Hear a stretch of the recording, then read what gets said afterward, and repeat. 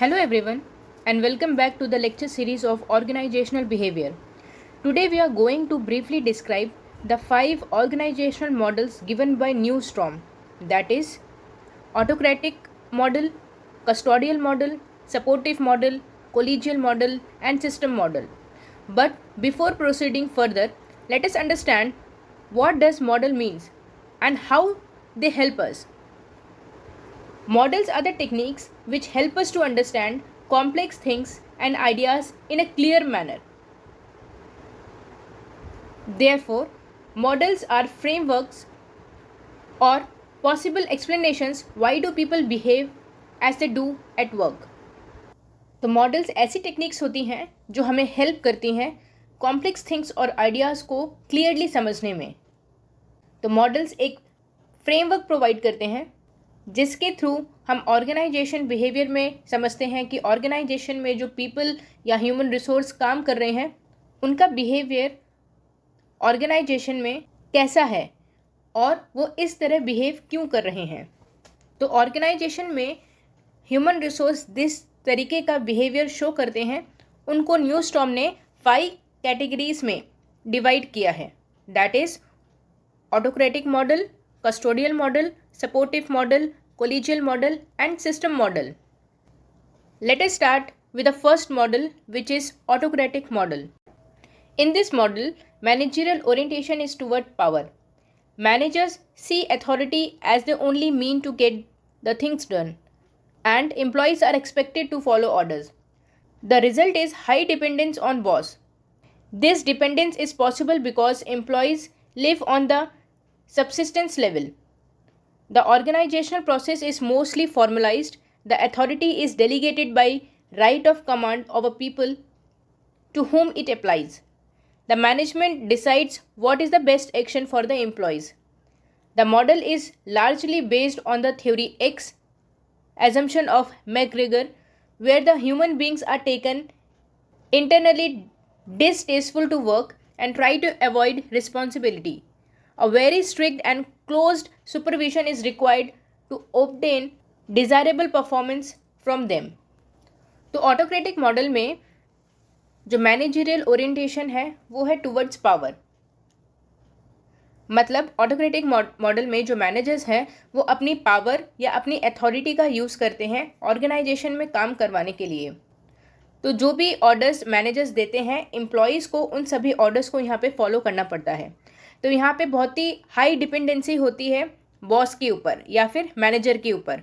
तो जो भी ऑर्डर बॉस या मैनेजर यहाँ पे देंगे वही ऑर्डर्स यहाँ पे एम्प्लॉयज़ फॉलो करते हैं. तो ये जो एम्प्लॉयज़ हैं वो ऑर्गेनाइजेशन में जो भी उन्हें ऑर्डर्स मिलते हैं उन्हीं के ऊपर डिपेंड होते हैं, क्योंकि यहाँ पे जो एम्प्लॉयज़ हैं वो सब्सिस्टेंस लेवल के ऊपर जी रहे होते हैं. तो सब्सिस्टेंस लेवल मतलब कि यहाँ पे जो एम्प्लॉयज़ हैं उनको उतनी ही इनकम मिलती है जितने में उनकी बेसिक नीड्स पूरी हों. तो यहाँ पे उनकी सैलरी बहुत ज़्यादा नहीं होती. इसी वजह से जो भी ऑर्डर्स मिलते हैं केवल एम्प्लॉयज़ यहाँ पे उन ऑर्डर्स को फुलफ़िल कर देते हैं. कोई भी इनोवेशन या अपनी तरफ से कोई न्यू आइडिया या सजेशन यहाँ पे एम्प्लॉयज़ नहीं देते हैं, क्योंकि यहाँ पे एम्प्लॉयज़ सब्सिस्टेंस लेवल पे जी रहे होते हैं. तो यहाँ पे जो ऑर्गेनाइजेशन का प्रोसेस है वो बहुत ही ज़्यादा फॉर्मलाइज्ड होता है और यहाँ पे जितने भी एम्प्लॉयज़ होते हैं वो फॉर्मल वे में काम करते हैं. तो यहाँ पे जितने भी इंडिविजुअल्स को अथॉरिटी मिली होती है या पावर मिली होती है वो केवल कमांड देने का काम करते हैं और यहाँ पे उन्हीं इंडिविजुअल्स को कमांड देते हैं जो एज ए सबऑर्डिनेट किसी सुपरवाइज़र या सुपीरियर के अंदर काम कर रहे होते हैं. फर्दर एम्प्लॉयज़ के लिए क्या बेस्ट डिसीजन है या क्या बेस्ट ऑर्डर है वो सारे ऑर्डर और डिसीजन डिसाइड करता है यहाँ पे मैनेजमेंट. मतलब मैनेजर यहाँ पे सारे एक्शंस लेता है और उनको एम्प्लॉयज़ केवल फॉलो करते हैं. तो ये जो मॉडल है वो थ्योरी एक्स के ऊपर बेस्ड है. जो मैकग्रेगर ने 2 थ्योरीज दी थी, theory X and theory Y. तो थ्योरी एक्स जो है वो थ्योरी बनाई गई थी उन एम्प्लॉयज़ के लिए या उन वर्कर्स के लिए जो रिस्पॉन्सिबिलिटीज़ को अवॉइड करते हैं, जो मोटिवेशन के साथ काम नहीं करते, उनको काम करना बहुत ही डिसटेस्टफुल लगता है. इसी वजह से वो सारी रिस्पॉन्सिबिलिटीज़ को यहाँ पे अवॉइड करते हुए चलते हैं. तो ऐसे एम्प्लॉयज़ को डील करने के लिए एक स्ट्रिक्ट सुपरविजन की ज़रूरत होती है तो जो हमारा ऑटोक्रेटिक मॉडल है वो मैकग्रेगर की थ्योरी एक्स को अप्लाई करता है। इनको लगता है कि ऑर्गेनाइजेशन में जो वर्कर है वो काम नहीं करना चाहते, रिस्पॉन्सिबिलिटी नहीं लेना चाहते, इस वजह से वो उन एम्प्लॉयज़ से काम करवाने के लिए उनको ऑर्डर्स देते हैं और एक स्ट्रिक्ट सुपरविजन में उनसे काम करवाते हैं, ताकि जो भी डिज़ायरेबल परफॉर्मेंस वो एक्सपेक्ट कर रहे हैं, मैनेजर एक्सपेक्ट कर रहे हैं, वो अपने एम्प्लॉय से वो डिज़ायरेबल परफॉर्मेंस करवा पाएँ। इसीलिए ऑटोक्रेटिक मॉडल में जो परफॉर्मेंस रिजल्ट है वो बहुत ही मिनिमम होता है। The next model is custodial model. In this the managerial orientation is toward the use of money to pay for employees benefits. The model depends on the economic resources of the organization and its ability to pay the benefits. While the employees hope to obtain security, at the same time, they become highly dependent on the organization.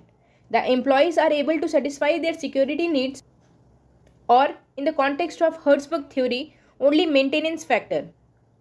These maintenance factors provide security but fails to provide strong motivation. Employees feel happy since they are getting adequate reward and security, but they are not given any authority to decide what benefits and rewards they should get. Example, family managed system और businesses. तो custodial model में जो managerial orientation है वो है toward economic resources और money पे। मतलब कि ऑर्गेनाइजेशन में जो मनी है उसको वो यूज़ करते हैं एम्प्लॉयज़ के बेनिफिट्स के लिए। मतलब ये जो मॉडल है वो डिपेंड करता है इकोनॉमिक रिसोर्सेज के ऊपर, और इसमें हम ये भी देखते हैं कि हर एक ऑर्गेनाइजेशन की क्या एबिलिटी है और कितना मनी वो पे कर सकती है अपने एम्प्लॉयज़ को। मतलब यहाँ पे ज़्यादा ओरिएंटेशन होता है कि हम अपने एम्प्लॉयज़ को ज़्यादा से ज़्यादा बेनिफिट्स पे कर सकें। तो क्योंकि हर एक एम्प्लॉई अपने जॉब को सिक्योर करना चाहता है और ज़्यादा से ज़्यादा मनी कमाना चाहता है, इस वजह से यहाँ के जो एम्प्लॉयज़ हैं वो हाईली डिपेंडेंट हो जाते हैं ऑर्गेनाइजेशन के ऊपर। तो जितने भी एम्प्लॉयज़ यहाँ पे काम करते हैं वो सब अपने सिक्योरिटी नीड्स को सेटिस्फाई अच्छे से कर ले जाते हैं। फॉर एग्ज़ाम्पल, जैसे कि हर्ट्ज़बर्ग थ्योरी में हमने पढ़ा था 10 maintenance factor and 6 motivational factor. तो कस्टोडियल मॉडल जो है वो 10 मेंटेनेंस फैक्टर या हाइजीन फैक्टर के ऊपर ज़्यादा ध्यान देता है। मतलब ये ऐसे फैक्टर्स होते हैं जिनको आप जितना भी इंक्रीज़ कर दो एम्प्लॉई एक लेवल तक सेटिस्फाई हो जाते हैं, बट अगर इन फैक्टर्स को फर्दर आप डिक्रीज़ करेंगे तो वहाँ पे एम्प्लॉयज़ डिससेटिस्फाई ज़रूर हो जाते हैं। इसका मतलब जो हमारे 10 मेंटेनेंस फैक्टर्स हैं वो एज ए डिससेटिस्फायर काम करते हैं। तो यहाँ पे जो एम्प्लॉयज़ हैं उनको सिक्योरिटी तो मिल जाती है, बट इसके थ्रू उनके अंदर एक स्ट्रॉन्ग मोटिवेशन नहीं आ पाता है। और कस्टोडियल मॉडल में जो ऑर्गेनाइजेशन है वो एम्प्लॉयज़ को मनी तो दे रहा है, बट ये अथॉरिटी नहीं देता कि एम्प्लॉयज़ ये डिसाइड कर पाएँ कि उन्हें कौन से बेनिफिट्स चाहिए या कैसा रिवार्ड चाहिए। तो जो भी बेनिफिट और रिवॉर्ड्स एम्प्लॉयज़ को मिलते हैं वो कंपनी डिसाइड करती है। यहाँ पे एम्प्लॉई की क्या रिक्वायरमेंट है उसके ऊपर नहीं ध्यान दिया जाता। इस वजह से जो भी बेनिफिट्स ऑर्गेनाइजेशन अपने एम्प्लॉई को दे रहा है उसके वजह से एम्प्लॉयज़ ज़्यादा मोटिवेट नहीं हो पाते। तो यहाँ पे जो एम्प्लॉयज़ हैं वो खुश तो हो जाते हैं कि उन्हें रिवॉर्ड और सिक्योरिटी मिल रही है, बट उनके पास ये अथॉरिटी नहीं होती कि उन्हें कैसे रिवॉर्ड चाहिए और उन्हें क्या बेनिफिट्स मिलना चाहिए। तो इसकी अथॉरिटी एम्प्लॉयज़ के पास नहीं होती, इसकी अथॉरिटी जो है वो मैनेजमेंट के पास होती है। For example, family manage system और बिजनेस। ठीक है, तो जितने भी हमारे फैमिली बिजनेसेस होते हैं वो कस्टोडियल मॉडल के ऊपर डिपेंड करते हैं। For example, Reliance company. The next model is supportive model. It depends on managerial leadership rather than on the use of power or money. The aim of managers is to support employees in their achievement of results. The focus is primarily on participation and involvement of employees in managerial decision-making process. The model is based on the principle of supportive leadership of Likert and is also similar to the assumption of McGregor theory Y. The supportive model is based on the assumption that human beings move to the maturity level and they expect the organizational climate which support this expectation. Likert has shown the supportive model is the best suited in the condition where employees are self-motivated. Thus, this emphasizes on human aspect rather than economic resource. Manager's role is to help employee to achieve their work rather than supervising them closely. The model is applied more fruitfully for managerial level as compared to operative levels. तो जो supportive model है वो leadership के ऊपर ज़्यादा ध्यान देता है रेदर देन पावर या मनी. तो हमने अभी पढ़ा था कि जो हमारा ऑटोक्रेटिक मॉडल है वो पावर के ऊपर ज़्यादा ध्यान देता है और कस्टोडियल मॉडल है वो मनी के ऊपर ज़्यादा ध्यान देता है. बट जो हमारा सपोर्टिव मॉडल है वो लीडरशिप के ऊपर ध्यान देता है, पावर और मनी के ऊपर ज़्यादा ध्यान नहीं देता. तो लीडरशिप में लीडर्स क्या करते हैं, दूसरे के मोटिवेशन को इंक्रीज़ करते हैं, दूसरे के मोटिव्स को पहचानते हैं और उनके मोटिव्स को एंथुजियास्टिकली कन्वर्ट कर देते हैं या इन्फ्लुएंस कर देते हैं अपने अकॉर्डिंग. तो यहाँ पे जो भी लीडर का एम होता है वो एम वहाँ पे एम्प्लॉय का बन जाता है और अपने फुल एंथुजियाज्म के साथ वो लीडर की बात मान के उनका सपोर्ट करते हैं. तो यहाँ पे जो मैनेजर का एम होता है, क्योंकि उसके अंदर लीडरशिप क्वालिटी है, तो मैनेजर का जो एम है वो है अपने एम्प्लॉयज़ को सपोर्ट करना, ताकि जो भी उनके एम है या जो भी उनके रिजल्ट्स हैं उनको वो अच्छे से अचीव कर पाएँ.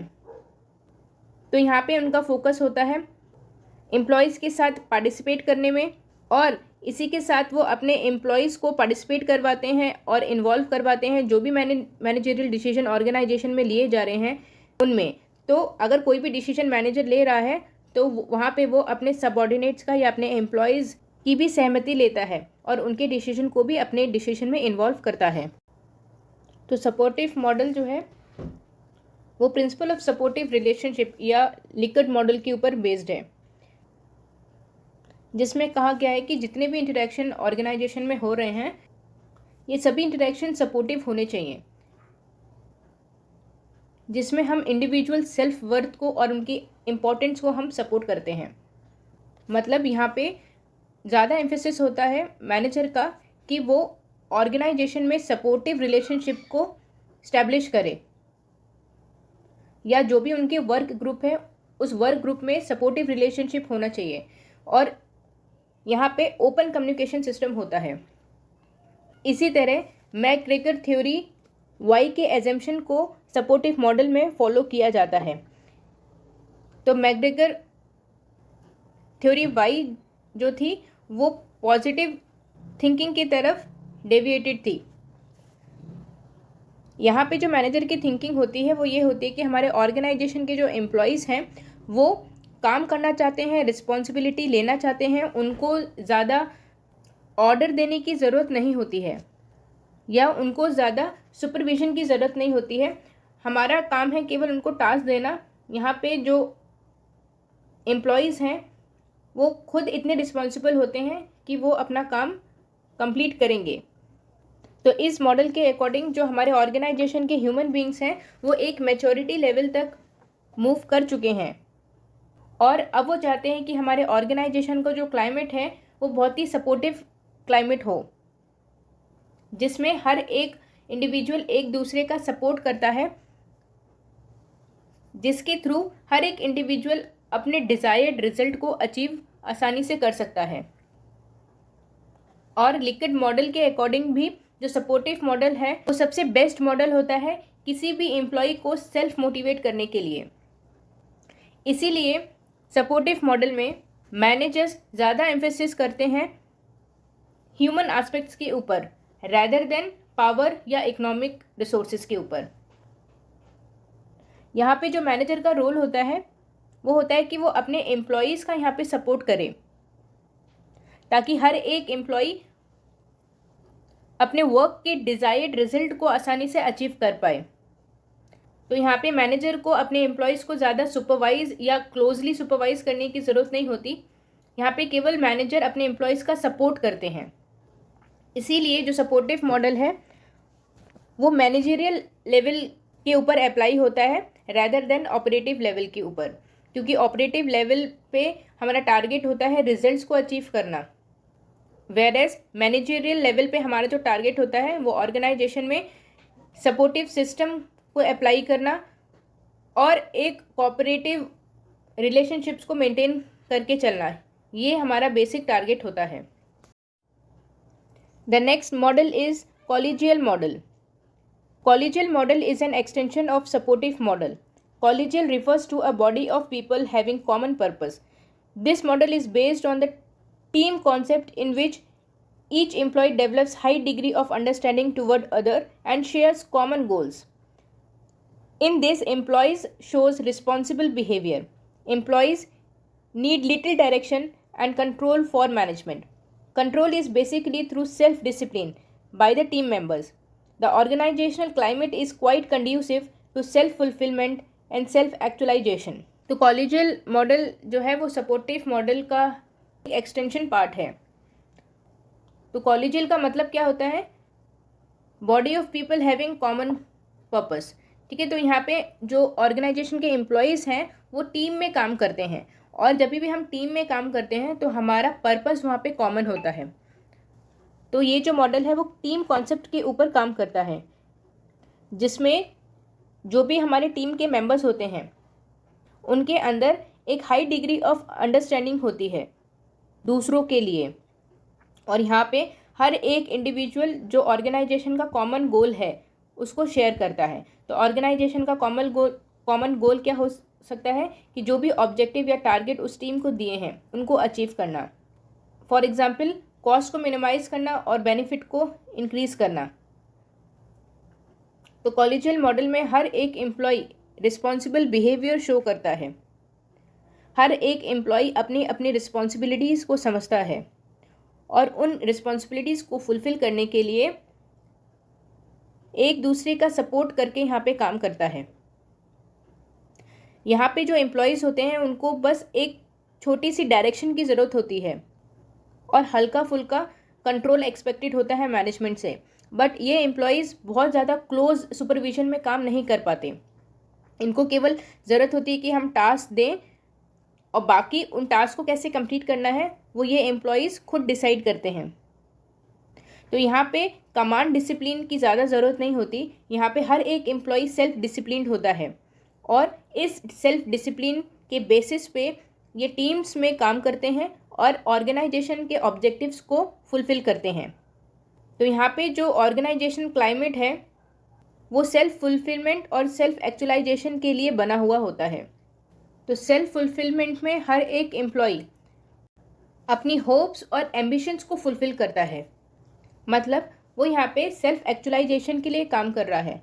जो भी चीज़ें उसने कभी सोची होंगी अपने माइंड में जिनको उन्हें अचीव करना है, वो उसकी प्रॉपर प्लानिंग करता है और उसी के अकॉर्डिंग वो ऑर्गेनाइजेशन में काम करता है ताकि वो इंडिविजुअल अपने एम्बिशन को यहाँ पे फुलफ़िल कर पाए। तो कॉलेजियल मॉडल में जो एम्प्लॉयज़ हैं वो टीम में काम करते हैं और एक कॉमन ऑब्जेक्टिव के लिए काम करते हैं। The next model is system model. This is emerging model and is the result of a strong search for higher meaning at workplace by many employees.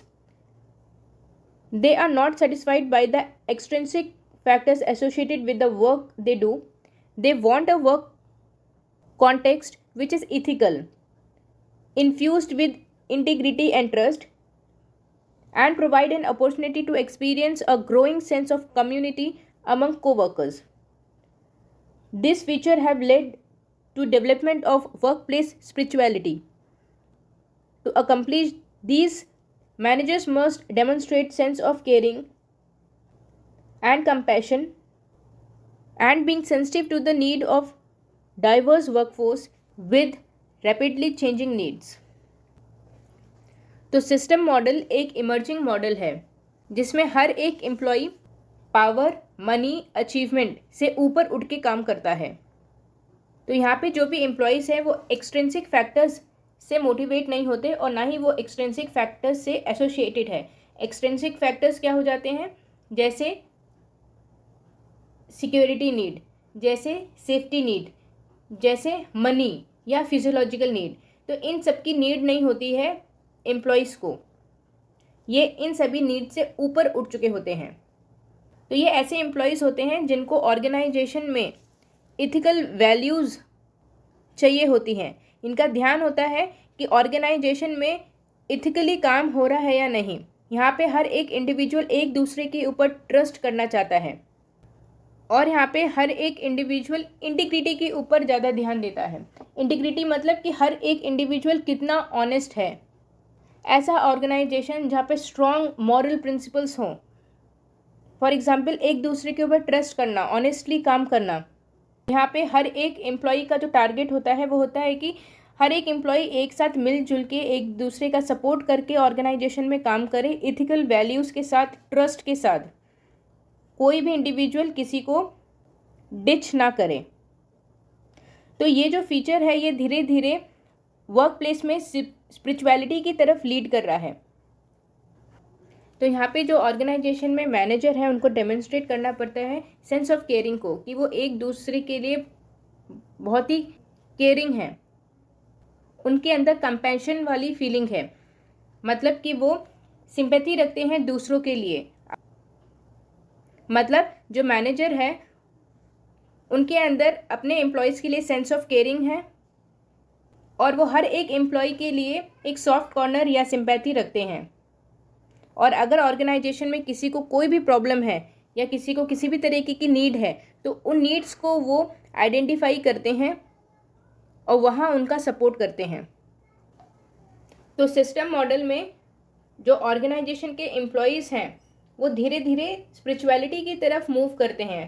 तो उन्हें अपने ऑर्गेनाइजेशन में किसी भी तरीके का धोखाधड़ी नहीं चाहिए होता है या डिसऑनेस्टी नहीं चाहिए होती है। उनको चाहिए होता है कि ऑर्गेनाइजेशन में हर एक एम्प्लॉय ऑनेस्टी के साथ काम करे, एक दूसरे का सपोर्ट करे, एथिक्स को फॉलो करे, एक दूसरे के लिए केयरिंग की भावना रखे, हर एक इंडिविजुअल दूसरे के लिए एक सेंसिटिव कॉर्नर रखे अपने मन में और एक दूसरे का यहाँ पे सपोर्ट करें। तो जो सिस्टम मॉडल है ये एक डेवलपिंग मॉडल की कैटेगरी में आ जाता है। तो इस पूरे लेक्चर को हम एक बार समराइज कर लेते हैं इस चार्ट के थ्रू, जिसमें फर्स्ट है बेसिस ऑफ मॉडल। तो ऑटोक्रेटिक मॉडल पावर की तरफ ओरिएंटेड है।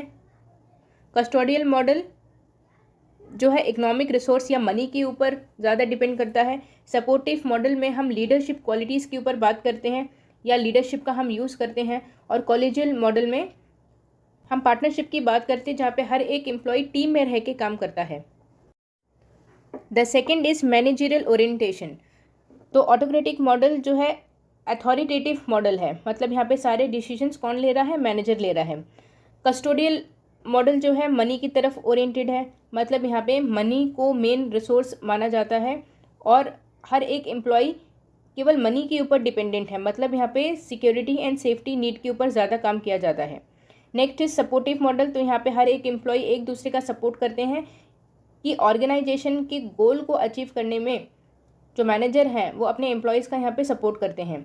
कोलिजियल मॉडल में हर एक एम्प्लॉय टीम वर्क में काम करता है, मतलब हर एक टीम का जो गोल है वो कॉमन होता है। यहाँ पे हर एक एम्प्लॉय कॉमन गोल को शेयर करता है और उस गोल को अचीव करने के लिए वर्क करता है। Next is employee oriented. तो ऑटोक्रेटिक मॉडल में है ओबीडियंस, मतलब यहाँ पे जो एम्प्लॉयज़ हैं वो ऑर्डर को फॉलो करते हैं, हर एक चीज़ के लिए रिक्वेस्ट फॉर्म में चीज़ों को रखते हैं। जो भी ऑर्गेनाइजेशन के लॉ के अकॉर्डिंग एक इंडिविजुअल को पावर मिली है, यहाँ पे एम्प्लॉय उस पावर का यूज़ करते हैं। कस्टोडियल मॉडल में सिक्योरिटी एंड बेनिफिट। तो यहाँ पे जो एम्प्लॉय ओरिएंटेशन है वो है केवल सिक्योरिटी और बेनिफिट्स की तरफ। सपोर्टिव मॉडल में जॉब परफॉर्मेंस, क्योंकि यहाँ पे हर एक एम्प्लॉय एक दूसरे का सपोर्ट करता है या मैनेजर जो है वो हर एक एम्प्लॉय को सपोर्ट करता है उनके टास्क को कंप्लीट करवाने में। कॉलेजियल मॉडल में हर एक एम्प्लॉय रिस्पॉन्सिबल बिहेवियर शो करता है क्योंकि वो सब टीम में काम कर रहे हैं और हर एक टीम का ऑब्जेक्टिव या जो गोल है वो सेम होता है। तो अगर कोई भी एक इंडिविजुअल यहाँ पे फेल हो जाता है अपने टास्क को कंप्लीट करने में, तो यहाँ पे पूरी टीम वहाँ पे फेल हो जाएगी। इसलिए हर एक इंडिविजुअल एक दूसरे के लिए रिस्पॉन्सिबल बिहेवियर शो करता है। नेक्स्ट इज एम्प्लॉय साइकोलॉजिकल या एम्प्लॉय साइकोलॉजी। तो ऑटोक्रेटिक मॉडल में डिपेंडेंस ऑन बॉस, तो यहाँ पे हर एक एम्प्लॉई जो है वो साइकोलॉजिकली डिपेंडेंट है अपने बॉस के ऊपर, मतलब जो भी ऑर्डर या कमांड्स उनका बॉस देगा बस वो उतना ही काम करेंगे। कस्टोडियल मॉडल में डिपेंडेंस ऑन ऑर्गेनाइजेशन, तो यहाँ पे जितने भी एम्प्लॉयज़ हैं वो अपने ऑर्गेनाइजेशन के ऊपर डिपेंडेंट है, क्योंकि उनकी सिक्योरिटी वाली नीड कौन फुलफिल कर रहा है, organisation. Next is supportive model, जिसमें है पार्टिसिपेशन, तो यहाँ पे हर एक एम्प्लॉई पार्टिसिपेट करता है डिसीजन मेकिंग में। यहाँ पे एम्प्लॉयज़ के फीडबैक को भी सुना जाता है और उनके डिसीजन को भी मैनेजर अपने डिसीजन में इन्वॉल्व करते हैं। कोलिजियल मॉडल में सेल्फ डिसिप्लिन, तो यहाँ पे हर एक एम्प्लॉय सेल्फ डिसिप्लिन के ऊपर ज़्यादा ध्यान देता है और टीम में रह के काम करता है। Next is employee needs met, ठीक है। तो ऑटोक्रेटिक मॉडल में एम्प्लॉयज़ की नीड्स जो है सब्सिस्टेंस लेवल तक ही मीट कर होती हैं। सब्सिस्टेंस लेवल मतलब उतना ही पैसा ऑर्गेनाइजेशन उनको देता है जिसमें उनकी रोटी कपड़ा और मकान वाली जो नीड है उसको फुलफिल किया जा सके। नेक्स्ट इज कस्टोडियल मॉडल, तो यहाँ पे जो है क्योंकि मनी की तरफ ये ओरिएंटेड है, तो यहाँ पे हर एक एम्प्लॉई की नीड सिक्योरिटी लेवल तक मीट आउट की जाती है। सपोर्टिव मॉडल में स्टेटस एंड रिकॉग्नाइजेशन, ठीक है। तो यहाँ पे हर एक एम्प्लॉय को एक स्टेटस चाहिए और ऑर्गेनाइजेशन में उनको रिकॉग्नाइजेशन चाहिए होता है।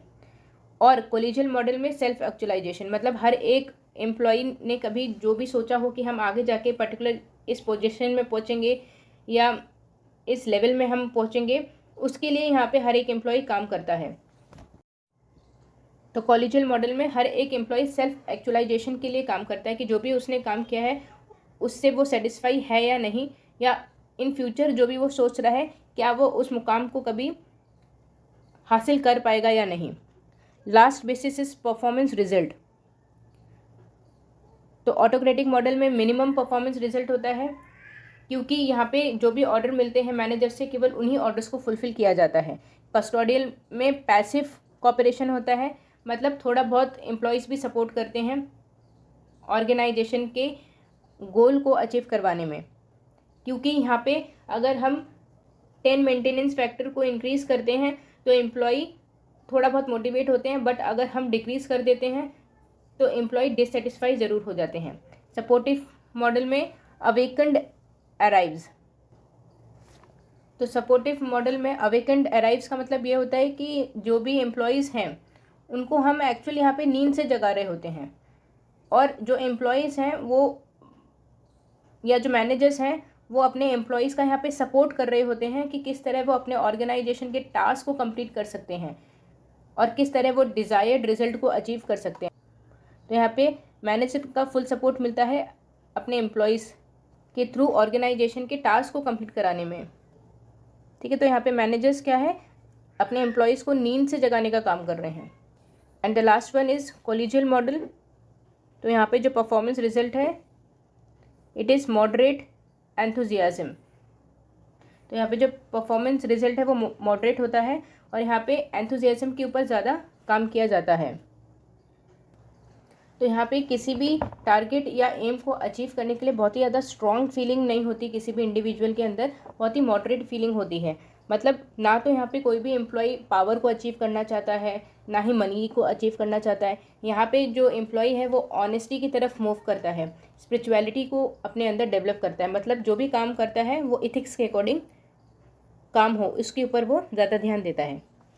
ओके क्लास, तो आज के लिए बस इतना ही। होप कि ये पांचों मॉडल आपको अच्छे से समझ में आ गया होगा। नेक्स्ट क्लास में हम बात करेंगे fundamental concept of organisational behaviour की। तो 2 फंडामेंटल कॉन्सेप्ट होते हैं, first is the nature of people and the second is the nature of organisation. Okay class, तो मिलते हैं नेक्स्ट लेक्चर में। Thank you and have a nice day.